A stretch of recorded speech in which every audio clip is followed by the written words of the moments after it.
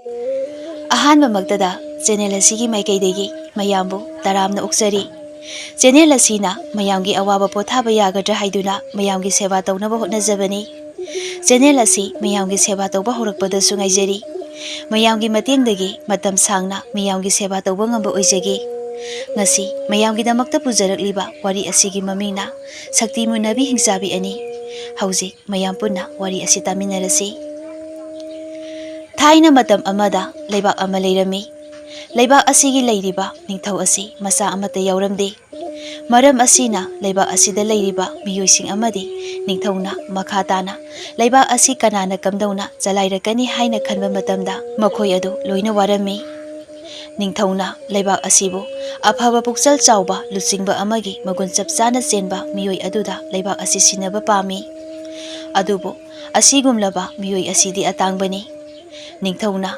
ꯉꯁꯤ ꯐꯥꯎꯕ ꯂꯩꯔꯛꯄ ꯃꯇꯝ ꯑꯁꯤꯗ ꯅꯤꯡꯊꯧ ꯃꯁꯥꯅ ꯂꯩꯕꯥꯛ ꯑꯁꯤ ꯆꯂꯥꯏꯕ ꯃꯇꯝꯗ ꯃꯇꯤꯛ ꯆꯥꯔꯦ ꯍꯥꯏꯅ ꯈꯟꯕ ꯃꯤꯑꯣꯏ ꯑꯃꯠꯇ ꯎꯒꯦ ꯐꯪꯗꯦ꯫ ꯑꯗꯨꯒꯤꯁꯨ ꯃꯊꯛꯇ ꯃꯕꯨꯛꯆꯦꯜ ꯄꯤꯛꯄ ꯃꯟꯇ꯭ꯔꯤ ꯑꯃꯗꯤ ꯀꯣꯅꯨꯡꯗ ꯂꯩꯔꯤꯕ ꯑꯆꯧ ꯑꯁꯥꯡ ꯐꯝꯅꯥꯏꯕ ꯀꯌꯥ ꯑꯃꯅ ꯅꯤꯡꯊꯧꯒꯤ ꯁꯤꯡꯍꯥꯁꯟ ꯑꯁꯤꯕꯨ ꯃꯨꯜꯍꯧꯅꯕ ꯃꯈꯣꯏꯒꯤ ꯑꯣꯏꯍꯧꯅꯕ ꯃꯪꯂꯥꯟ ꯀꯌꯥ ꯑꯃꯁꯨ ꯃꯪꯂꯤ꯫ ꯇꯁꯦꯡꯅ ꯃꯈꯣꯏꯒꯤ ꯃꯈꯨꯠꯇ ꯂꯩꯕꯥꯛ ꯑꯁꯤ ꯁꯤꯟꯅꯕꯗꯤ ꯅꯤꯡꯊꯧꯅ ꯄꯥꯝꯂꯝꯗꯦ꯫ ꯃꯍꯥꯛꯀꯤ ꯃꯄꯥ ꯃꯄꯨꯁꯤꯡꯅ ꯑꯁꯤꯒꯨꯝꯕ ꯃꯤꯑꯣꯏꯁꯤꯡ ꯑꯁꯤꯕꯨ ꯀꯣꯅꯨꯡꯗ ꯄꯨꯁꯤꯜꯂꯒ ꯊꯕꯛ ꯇꯧꯍꯜꯂꯝꯕ ꯀꯧꯔꯨꯕꯅ ꯃꯍꯥꯛꯅ ꯑꯍꯦꯟꯕ ꯋꯥ ꯍꯥꯏꯗꯕꯅꯤ꯫ ꯅꯤꯡꯊꯧꯒꯤ ꯀꯥꯗꯅꯤ ꯅꯤꯡꯊꯧ ꯑꯃꯗꯤ ꯂꯩꯃ ꯋꯥꯔꯤ ꯁꯥꯅꯔꯤ꯫ ꯑꯩꯁꯨꯅꯦ ꯀꯔꯤ ꯍꯥꯏꯒꯗꯕꯅꯣ ꯈꯪꯗ꯭ꯔꯤ꯫ ꯌꯦꯡꯕ ꯌꯥꯕ ꯑꯃꯥꯏꯕꯤ ꯀꯌꯥ ꯌꯦꯡꯉꯤ, ꯇꯥꯟꯅꯕ ꯌꯥꯕ ꯄꯟꯗꯤꯠꯁꯤꯡꯁꯨ ꯂꯣꯏꯅ ꯇꯥꯟꯅꯗꯨꯅ ꯂꯣꯏꯔꯤ꯫ ꯑꯗꯨꯕꯨ ꯍꯧꯖꯤꯛ ꯐꯥꯎꯕ ꯀꯥꯟꯅꯕ ꯀꯔꯤꯁꯨ ꯂꯩꯇꯦ꯫ ꯅꯤꯡꯊꯧꯅ ꯍꯥꯏꯔꯛꯄ ꯋꯥꯅꯤ꯫ ꯑꯃꯨꯛꯀꯁꯨ ꯃꯈꯥ ꯇꯥꯔꯛꯏ꯫ ꯀꯥꯟꯅꯗꯦ꯫ ꯃꯁꯤꯒꯤ ꯃꯇꯥꯡꯗꯅꯦ ꯅꯪ ꯋꯥꯈꯜ ꯍꯦꯟꯅ ꯈꯟꯖꯤꯟꯒꯅꯨ꯫ ꯏꯁꯣꯔꯅꯕꯨ ꯆꯥꯟꯕꯤꯔꯕꯗꯤ ꯑꯩꯈꯣꯏ ꯑꯅꯤꯒꯤꯅꯦ ꯏꯆꯥ ꯑꯃꯗꯤ ꯁꯣꯏꯗꯅ ꯂꯥꯛꯈꯤꯒꯅꯤ꯫ ꯑꯩꯈꯣꯏꯅ ꯐꯅ ꯀꯟꯅ ꯍꯣꯠꯅꯔꯕꯁꯨ ꯏꯁꯣꯔꯅ ꯑꯩꯈꯣꯏꯕꯨ ꯆꯥꯟꯕꯤꯗ꯭ꯔꯕꯗꯤꯅꯦ ꯑꯔꯦꯝꯕꯗ ꯇꯥꯔꯒꯅꯦ ꯍꯣꯠꯅꯔꯕꯁꯨ ꯀꯥꯟꯅꯔꯣꯏ꯫ ꯑꯗꯨꯅ ꯅꯪꯅ ꯍꯧꯗꯣꯛꯂꯛꯏꯕ ꯋꯥꯐꯝꯗꯣ ꯑꯩꯈꯣꯏꯗ ꯃꯇꯝ ꯃꯥꯡꯂꯒ ꯏꯁꯥ ꯑꯁꯤ ꯋꯥꯔꯒ ꯇꯣꯛꯀꯅꯤ꯫ ꯅꯪ ꯀꯔꯤꯁꯨ ꯑꯍꯦꯟꯕ ꯋꯥꯈꯜ ꯈꯟꯖꯤꯜꯂꯨꯔꯅꯨ꯫ ꯂꯩꯃꯁꯨ ꯃꯥꯒꯤ ꯅꯨꯄꯥꯅ ꯍꯥꯏꯔꯛꯂꯤꯕ ꯋꯥꯗ ꯋꯥ ꯀꯟꯅ ꯍꯥꯏꯕ ꯉꯝꯖꯗꯕꯅꯤ꯫ ꯑꯗꯨꯅ ꯏꯇꯞ ꯇꯞꯅ ꯑꯗꯨꯃ ꯍꯥꯏꯔꯛꯏ꯫ ꯆꯨꯝꯃꯤ꯫ ꯑꯩꯈꯣꯏꯅ ꯌꯦꯡꯕ ꯌꯥꯕ ꯂꯥꯏ ꯀꯌꯥꯁꯨ ꯌꯦꯡꯈ꯭ꯔꯦ꯫ ꯇꯥꯟꯅꯕ ꯌꯥꯕ ꯄꯟꯗꯤꯠ ꯑꯈꯪ ꯑꯍꯩ ꯀꯌꯥ ꯑꯃꯁꯨ ꯇꯥꯟꯅꯈ꯭ꯔꯦ꯫ ꯑꯗꯨꯕꯨ ꯃꯗꯨꯒꯤ ꯀꯥꯟꯅꯕ ꯀꯔꯤꯁꯨ ꯂꯩꯇꯦ꯫ ꯐꯅ ꯍꯥꯏ ꯁꯥꯕꯒꯤ ꯋꯥꯅꯤ꯫ ꯍꯧꯖꯤꯛ ꯑꯣꯏꯔꯤꯕ ꯂꯩꯕꯥꯛꯀꯤ ꯐꯤꯕꯝ ꯑꯁꯤꯗ ꯑꯩꯅ ꯋꯥꯈꯜ ꯈꯟꯖꯤꯟꯗꯅ ꯇꯨꯃꯤꯟꯅ ꯂꯩꯊꯣꯛꯄ ꯉꯝꯗꯦ꯫ ꯑꯆꯧ ꯑꯁꯥꯡꯁꯤꯡꯅ ꯀꯣꯅꯨꯡ ꯑꯁꯤꯗ ꯃꯈꯣꯏꯒꯤ ꯐꯤꯗꯥ ꯍꯦꯟꯅ ꯇꯥꯟꯁꯤꯜꯂꯛꯂꯤꯕꯁꯦ ꯑꯩꯅ ꯑꯉꯥꯡ ꯌꯥꯎꯗꯕꯅ ꯃꯔꯝ ꯑꯣꯏꯔꯒꯅꯤ ꯍꯥꯏꯕꯁꯦ ꯑꯩ ꯈꯪꯉꯤ꯫ ꯂꯩꯃ, ꯅꯪ ꯀꯔꯤꯁꯨ ꯈꯟꯒꯅꯨꯅꯦ꯫ ꯃꯤꯑꯣꯏꯕꯅꯅꯦ ꯑꯋꯥꯕ ꯍꯥꯏꯕꯁꯦ ꯋꯥꯈꯜꯗꯒꯤ ꯄꯣꯛꯄꯅꯤ꯫ ꯅꯣꯡꯃ ꯅꯠꯇ꯭ꯔꯒ ꯅꯣꯡꯃꯗꯤ ꯂꯩꯕꯥꯛ ꯑꯁꯤꯕꯨ ꯁꯦꯟꯅꯕ ꯉꯝꯕ ꯂꯩꯕꯥꯛ ꯑꯁꯤꯒꯤꯅꯦ ꯅꯤꯡꯊꯧ ꯑꯣꯏꯕꯒꯤ ꯆꯞ ꯆꯥꯕ ꯃꯒꯨꯟ ꯆꯦꯟꯕ ꯃꯤꯑꯣꯏ ꯑꯃꯗꯤ ꯁꯣꯏꯗꯅ ꯂꯥꯛꯈꯤꯒꯅꯤ꯫ ꯑꯩ ꯋꯥꯈꯜꯁꯦ ꯂꯩꯇꯥꯅ ꯂꯩꯕ ꯁꯨꯛꯉꯝ ꯉꯝꯗ꯭ꯔꯤ꯫ ꯑꯩꯅ ꯍꯥꯏꯔꯤꯕ ꯊꯕꯛ ꯑꯁꯦ ꯏꯅꯤꯡꯊꯧꯅ ꯌꯥꯕꯤꯗ꯭ꯔꯕꯗꯤ ꯃꯇꯝ ꯆꯨꯞꯄꯒꯤ ꯑꯣꯏꯅ ꯑꯩꯉꯣꯟꯗ ꯅꯤꯡꯉꯝꯗꯕꯅ ꯄꯨꯟꯁꯤ ꯑꯁꯦ ꯊꯟꯗꯨꯅ ꯂꯩꯍꯧꯔꯒꯅꯤ꯫ ꯃꯁꯤꯗꯁꯨ ꯃꯥꯏ ꯄꯥꯛꯇ꯭ꯔꯕꯗꯤ ꯑꯩ ꯃꯇꯨꯡꯗ ꯃꯁꯤꯒꯤ ꯃꯔꯝꯗ ꯑꯃꯨꯛ ꯍꯟꯅ ꯏꯅꯤꯡꯊꯧꯗ ꯍꯥꯏꯖꯔꯔꯣꯏ꯫ ꯍꯟꯗꯛꯀꯤ ꯋꯥꯐꯝ ꯑꯁꯤꯃꯈꯛꯇꯗꯤ ꯏꯅꯤꯡꯊꯧꯅ ꯌꯥꯕꯤꯌꯨ꯫ ꯃꯥꯒꯤ ꯅꯨꯄꯤꯅ ꯑꯗꯨ ꯌꯥꯝꯅ ꯍꯥꯏꯖꯔꯕ ꯑꯗꯨꯗꯗꯤ ꯅꯤꯡꯊꯧ ꯑꯗꯨ ꯌꯥꯗꯕ ꯉꯝꯗ꯭ꯔꯤ꯫ ꯃꯍꯥꯛꯇꯤ ꯇꯁꯦꯡꯅ ꯑꯉꯥꯡ ꯌꯥꯎꯅꯤ ꯂꯥꯏ ꯈꯣꯏꯔꯝꯊꯣꯛꯎ ꯍꯥꯏꯅ ꯊꯥꯏꯔꯕꯁꯨ ꯋꯥꯐꯝ ꯑꯁꯤ ꯊꯥꯖꯕ ꯉꯝꯗ꯭ꯔꯕꯅꯤ꯫ ꯑꯗꯨꯕꯨ ꯃꯥꯒꯤ ꯅꯨꯄꯤꯅ ꯑꯔꯣꯏꯕ ꯑꯣꯏꯅ ꯍꯥꯏꯔꯤꯕ ꯋꯥꯐꯝ ꯑꯁꯤꯗꯤ ꯐꯅ ꯌꯥꯝꯅ ꯊꯥꯖꯗ꯭ꯔꯕꯁꯨ ꯂꯩꯃꯒꯤ ꯃꯅꯤꯡ ꯊꯨꯡꯍꯟꯅꯕꯒꯤꯗꯃꯛꯇ ꯇꯧꯕ ꯇꯥꯔꯤ꯫ ꯅꯤꯡꯊꯧꯁꯨ ꯁꯣꯔ ꯑꯃ ꯁꯥꯡꯅ ꯍꯣꯟꯗꯣꯛꯂꯛꯏ꯫ ꯑꯗꯨꯒ ꯐꯔꯦ ꯐꯔꯦ, ꯑꯩ ꯌꯥꯔꯦ꯫ ꯅꯪꯅꯅꯦ ꯆꯠꯀꯗꯕ ꯃꯇꯝ ꯑꯗꯣ ꯄꯥꯎ ꯐꯥꯎꯅꯔꯒꯅꯦ ꯑꯩꯉꯣꯟꯗ ꯍꯥꯏꯔꯛꯑꯣ꯫ ꯑꯁꯣꯝꯗꯅ ꯂꯩꯃꯒꯤ ꯃꯅꯥꯏ ꯃꯁꯦꯟ ꯑꯅꯤꯅ ꯋꯥꯔꯤ ꯁꯥꯅꯔꯤ꯫ ꯍꯟꯗꯛꯀꯤꯅꯦ ꯂꯩꯃꯅ ꯍꯥꯏꯔꯛꯏꯕ ꯋꯥꯐꯝ ꯑꯁꯤꯕꯨ ꯅꯪꯕꯨ ꯊꯥꯖꯕ꯭ꯔꯣ? ꯊꯥꯖꯕ ꯊꯥꯖꯗꯕ ꯇꯣꯛꯈ꯭ꯔꯣ ꯑꯝꯇ꯫ ꯑꯗꯨꯕꯨꯔꯣ ꯅꯤꯡꯊꯧꯅꯕꯨ ꯌꯥꯔꯦ ꯍꯥꯏꯕꯔꯣ? ꯌꯥꯔꯦꯗꯤ ꯍꯥꯏꯕꯅꯦ, ꯑꯗꯣ ꯑꯩꯗꯤꯅꯦ ꯑꯣꯏꯒꯗꯕ ꯃꯥꯟꯗ꯭ꯔꯦ꯫ ꯑꯁꯨꯛ ꯀꯨꯏꯕ ꯆꯍꯤ ꯀꯌꯥ ꯑꯁꯦ ꯑꯉꯥꯡ ꯑꯃꯠꯇ ꯌꯥꯎꯗ꯭ꯔꯤꯕꯅꯤ ꯍꯥꯏꯕ꯫ ꯗꯥꯟ ꯇꯧꯔꯤꯕ ꯃꯌꯥꯝ ꯑꯁꯦ ꯌꯦꯡꯂꯨꯔꯒꯗꯤꯅꯦ ꯏꯃꯨꯡ ꯆꯥꯃꯗꯤ ꯅꯨꯡꯉꯥꯏꯅ ꯄꯥꯟꯕ ꯌꯥꯔꯗꯕꯅꯤ꯫ ꯑꯗꯨꯕꯨ ꯀꯅꯥꯅ ꯀꯗꯥꯏꯗꯒꯤ ꯑꯃꯨꯛ ꯄꯨꯁꯜꯂꯛꯏꯕ ꯋꯥꯅꯣ ꯍꯥꯏꯕꯅꯤ ꯍꯟꯗꯛꯀꯤ ꯑꯁꯤꯅ? ꯍꯣꯅꯦ, ꯑꯩꯈꯣꯏ ꯂꯩꯃꯒꯤ ꯃꯆꯦꯝꯁꯤ ꯍꯣꯏꯒꯅꯦ ꯊꯪꯅꯕ ꯂꯩꯕꯥꯛꯀꯤꯅꯦ ꯆꯤꯡꯗꯨꯗ ꯑꯣꯏꯔ ꯃꯥꯜꯂꯦ꯫ ꯃꯈꯣꯏ ꯑꯅꯤꯅ ꯑꯗꯨꯝꯅ ꯋꯥꯔꯤ ꯁꯥꯅꯔꯤꯉꯩ ꯑꯇꯣꯞꯄ ꯃꯅꯥꯏ ꯅꯨꯄꯤ ꯑꯃꯅ ꯑꯃꯨꯛ ꯍꯪꯂꯛꯏ꯫ ꯅꯈꯣꯏ ꯑꯅꯤꯅ ꯉꯁꯥꯏꯗꯒꯤ ꯑꯩ ꯂꯥꯛꯄ ꯐꯥꯎꯕ ꯎꯗꯕ ꯃꯈꯩ ꯁꯥꯅꯔꯤꯕ ꯋꯥꯔꯤꯗꯨꯕꯨ ꯀꯔꯤ ꯃꯇꯥꯡꯒꯤꯅꯣ? ꯆꯪꯂꯛꯏꯕ ꯅꯨꯄꯤ ꯑꯗꯨꯅ ꯍꯪꯂꯛꯏꯕ ꯋꯥꯍꯪ ꯑꯗꯨꯒꯤ ꯄꯥꯎꯈꯨꯝ ꯑꯗꯨ ꯂꯩꯔꯝꯂꯤꯕ ꯅꯨꯄꯤ ꯑꯃꯅ ꯈꯨꯝꯂꯛꯏ꯫ ꯍꯟꯗꯛꯀꯤꯅꯦ ꯑꯩꯈꯣꯏ ꯂꯩꯃꯒꯤ ꯑꯣꯏꯅ ꯈꯨꯔꯨꯝꯒꯗꯧꯔꯤꯕ ꯂꯥꯏ ꯑꯁꯦ ꯈꯨꯔꯨꯝꯕ ꯑꯁꯤꯒꯤ ꯃꯇꯥꯡꯗ ꯁꯥꯅꯔꯤꯕꯅꯤꯅꯦ ꯅꯪꯕꯣ꯫ ꯍꯧꯖꯤꯛꯇ ꯂꯥꯛꯄ ꯅꯨꯄꯤ ꯑꯗꯨꯗꯤ ꯀꯔꯤꯁꯨ ꯈꯪꯕ ꯅꯠꯇꯦ꯫ Maram asina amukasu hanglai. Aikhoi laimagi matangda kari wari no ne? Kaigi lai khurumbano?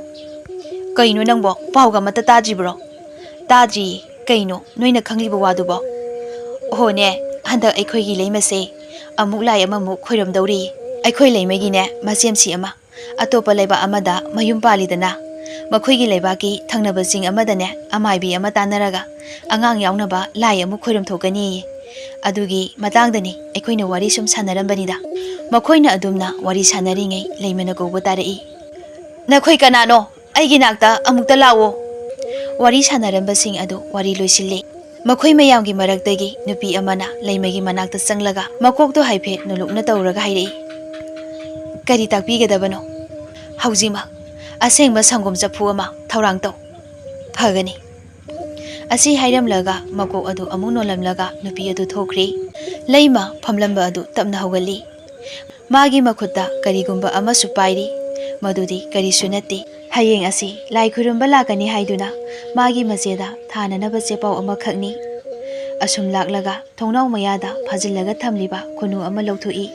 Khunu adugi khongji siba makhong aduda magi sithi adu nithijena semlaga thadokri. Lai khurumba asi hayeng chalagani haiba adu ningthaunasu pau tari. Mathangi numit aduda konungda mi ayamba lai khurumba chananaba semsai. Lai khurumba matamda punanaba achangba mapon majai kharasu semsai. Makhoisu semsaba pumnamak loiraduna sagon gari tonglaga laimagi pokminaba masem adugi konung tamna lakli. Lai khurumgadaba amaibi aduna masena hana konungda puroktuna thamlamli. Lai khurumba asi masigi leiriba leibaksing aduga thangnana leiriba ching aduda chatlaga khurumgadabani. Lai khurumba chatringaigi mamangda amaibi aduna sing adugi maramda wa khara hairaklami. Sing ase konba ima amale.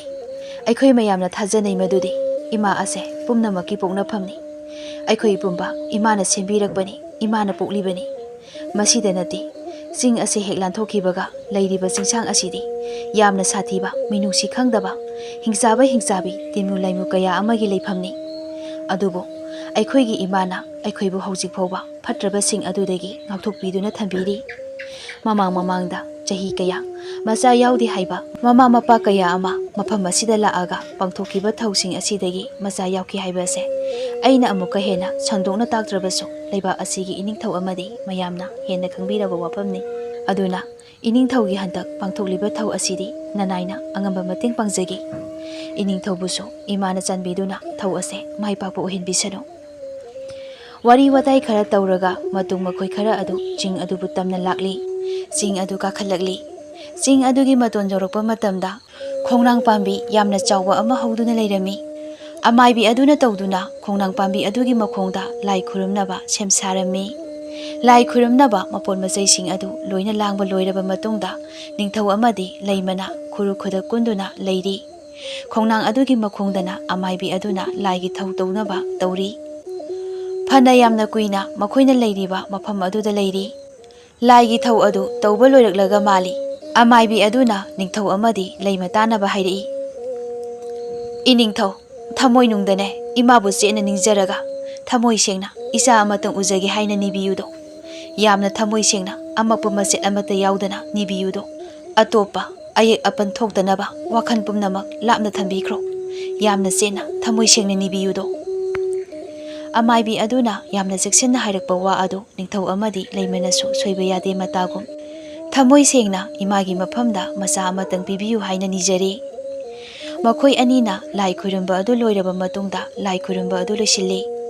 Masidagi amaibi aduna hairei. Chairiba mayam ase sidine hojik loisilani.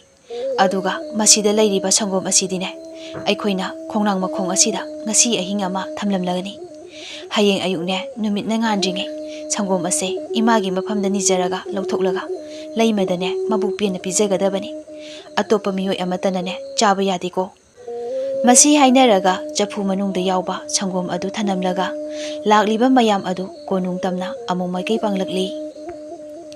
Nakal amaromdana ching asi heklan thokibaga chingmai amaromda mafam asida hingchabi kaya amarom leiri.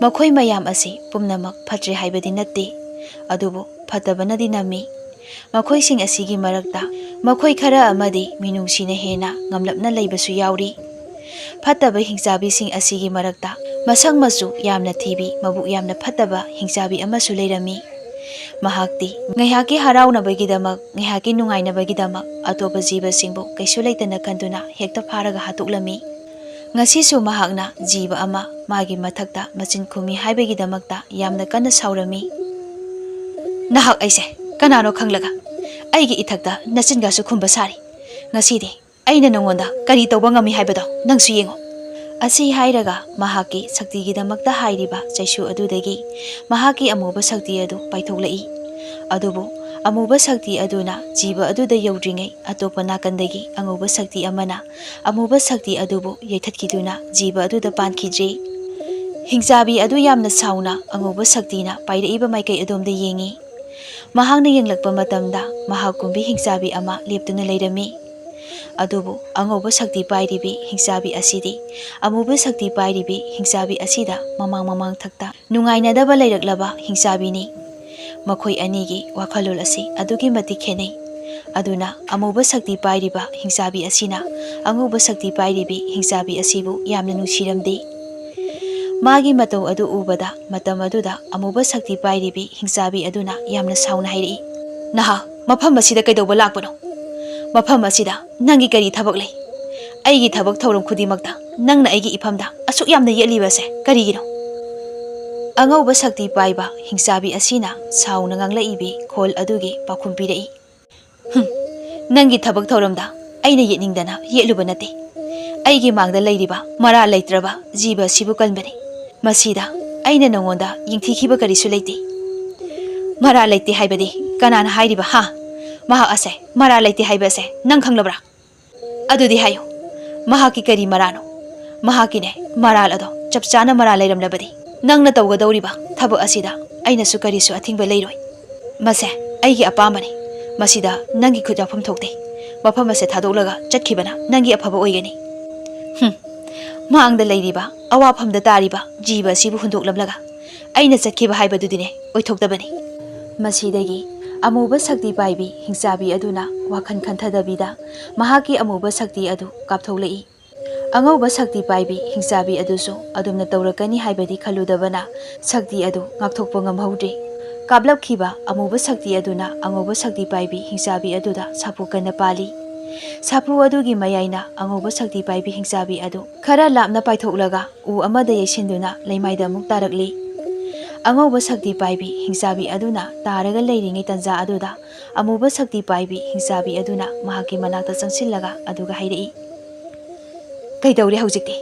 ꯅꯪ ꯑꯩꯒꯤ ꯃꯥꯌꯣꯛꯇ ꯂꯦꯞꯄꯒꯤ ꯅꯔꯥꯅꯤ"꯫ ꯑꯁꯤ ꯍꯥꯏꯔꯒ ꯑꯉꯧꯕ ꯁꯛꯇꯤ ꯄꯥꯏꯕꯤ ꯅꯨꯄꯤ ꯑꯗꯨꯕꯨ ꯂꯣꯏꯁꯤꯜꯂꯒꯦ ꯍꯥꯏꯕꯒꯤ ꯃꯇꯥꯒꯨꯝ ꯑꯃꯨꯛꯀ ꯍꯦꯟꯅ ꯁꯛꯇꯤ ꯑꯗꯨ ꯀꯥꯞꯊꯣꯛꯂꯛꯏ꯫ ꯑꯗꯨꯕꯨ ꯍꯟꯗꯛꯀꯤ ꯑꯗꯨꯃꯗꯤ ꯑꯉꯧꯕ ꯁꯛꯇꯤ ꯄꯥꯏꯕꯤ ꯑꯗꯨꯅ ꯉꯥꯛꯊꯣꯛꯂꯝꯃꯤ꯫ ꯃꯁꯤꯗꯒꯤ ꯑꯃꯨꯕ ꯁꯛꯇꯤ ꯄꯥꯏꯕꯤ ꯍꯤꯡꯆꯥꯕꯤ ꯑꯗꯨꯅ ꯌꯥꯝꯅ ꯁꯥꯎꯔꯗꯨꯅ ꯁꯛꯇꯤ ꯈꯔ ꯍꯦꯟꯅ ꯀꯥꯞꯁꯤꯜꯂꯛꯏ꯫ ꯑꯉꯧꯕꯤ ꯁꯛꯇꯤ ꯄꯥꯏꯕꯤ ꯍꯤꯡꯆꯥꯕꯤ ꯑꯗꯨ ꯉꯥꯛꯊꯣꯛꯇꯨꯅ ꯃꯅꯤꯡꯂꯣꯝꯗ ꯑꯁꯨꯝ ꯍꯜꯂꯤ꯫ ꯈꯖꯤꯛꯇꯒꯤ ꯃꯈꯣꯏ ꯑꯅꯤ ꯑꯗꯨ ꯂꯥꯜ ꯑꯗꯨ ꯑꯁꯨꯝ ꯆꯥꯎꯊꯣꯔꯛꯂꯤ꯫ ꯑꯗꯨꯅ ꯑꯃꯁꯨ ꯂꯣꯏꯅ ꯁꯥꯎꯅꯔꯤ꯫ ꯃꯈꯣꯏ ꯑꯅꯤ ꯑꯗු ꯆꯤꯡꯗꯣꯜ ꯑꯃꯗꯒꯤ ꯆꯤꯡꯗꯣꯜ ꯑꯃ, ꯆꯤꯡꯗꯣꯜ ꯑꯃꯗꯒꯤ ꯆꯤꯡꯗꯣꯜ ꯑꯃ ꯁꯨꯝ ꯂꯥꯜꯂꯒ ꯁꯛꯇꯤ ꯀꯥꯞꯅꯔꯛꯄ ꯑꯗꯨꯗ ꯈꯣꯡꯅꯥꯡ ꯄꯥꯝꯕꯤ ꯑꯃꯒꯤ ꯃꯈꯣꯡꯗ ꯌꯧꯔꯤ꯫ ꯈꯣꯡꯅꯥꯡ ꯄꯥꯝꯕꯤ ꯃꯁꯥ ꯑꯃꯗ ꯇꯣꯡꯗꯨꯅ ꯑꯃꯅ ꯑꯃꯗ ꯁꯛꯇꯤ ꯀꯥꯞꯅꯔꯤ꯫ ꯑꯉꯧꯕ ꯁꯛꯇꯤ ꯄꯥꯏꯕꯤ ꯍꯤꯡꯆꯥꯕꯤ ꯑꯗꯨꯅ ꯁꯛꯇꯤ ꯀꯥꯞꯂꯛꯄꯗ ꯑꯃꯨꯕ ꯁꯛꯇꯤ ꯄꯥꯏꯕꯤ ꯍꯤꯡꯆꯥꯕꯤ ꯑꯗꯨꯗ ꯄꯥꯟꯈ꯭ꯔꯤ꯫ ꯃꯁꯤꯗꯒꯤ ꯃꯍꯥꯛ ꯂꯩꯃꯥꯏꯗ ꯇꯥꯔꯛꯂꯤ꯫ ꯃꯍꯥꯛꯅ ꯇꯥꯔꯛꯄ ꯃꯇꯝꯗ ꯂꯩꯃꯥꯏꯗ ꯂꯩꯔꯝꯂꯤꯕ ꯀꯔꯤꯒꯨꯝꯕ ꯑꯃꯗ ꯃꯁꯥ ꯑꯗꯨ ꯌꯩꯁꯤꯟꯈꯤ꯫ ꯑꯃꯨꯕ ꯁꯛꯇꯤ ꯄꯥꯏꯕꯤ ꯅꯨꯄꯤ ꯑꯗꯨꯁꯨ ꯃꯁꯥ ꯑꯗꯨ ꯇꯞꯅ ꯍꯧꯒꯠꯅꯕ ꯍꯣꯠꯅꯩ꯫